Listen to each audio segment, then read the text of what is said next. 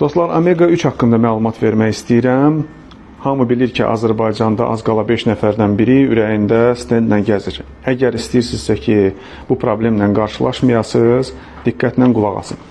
Omega 3 qan qatılığının qarşısını alır. Bu o deməkdir ki, tromb və infarkt riskini azaldır.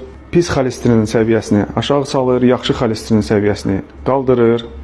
Bu da o deməkdir ki, damar tutulmalarının riskini azaldır. Ürək döyüntülərini normaya salır.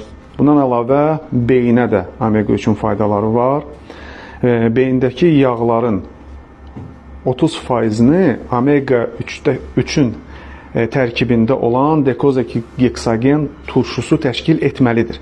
Əks təqdirdə beyin neyronları acılıq hiss etməyə başlayacaq. Omega 3 diqqəti artırır, daha sürətli düşünməyə kömək eləyir, beynin qocalmasının qarşısını alır. Bu da o deməkdir ki, Alzheimer kimi xəstəliklərin qarşısını alır və yaddaşı gücləndirir. Əldə etmək istəyənlər şəxsiyə yazsınlar.